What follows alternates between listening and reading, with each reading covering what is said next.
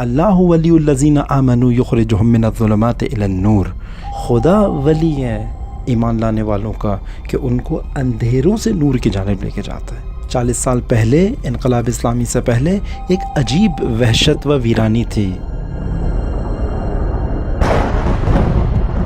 تمام دنیا میں، حتیٰ امت اسلامی میں بھی، جو سوشلزم یا کیپٹلزم کے بوسیدہ نظاموں کی تباہی کا تماشا دیکھ رہے تھے، انہی میں سے کسی ایک کی غلامی کے اندر دو چار بھی تھے۔ ایسے میں امام خمینی نے غیبت امام معصوم میں ولایت و امامت کے نور کو متعارف کروایا۔ انقلاب فکر است، اندیشه است، راه است. اگر مورد پسند و قبول یک ملتی قرار بگیره به خودی و خود اون ملت اون رو میپذیره۔ شرق و غرب کو اللہ کی امامت و ولایت کے تحت آنے کی دعوت دی۔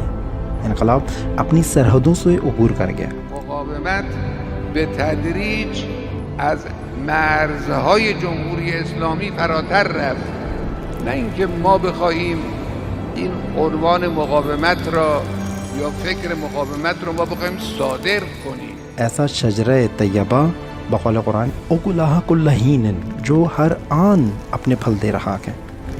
مقاومت خودش مورد قبول ملت ها قرار گرفت۔ امروز در منطقه ما، منطقه غرب آسیا، کلمه مشترک ملت ها مقاومته.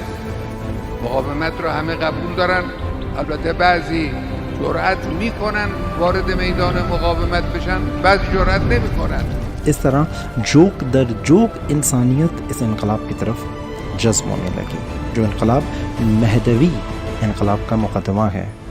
جبهه مقاومت امروز یک جبهه قوی است،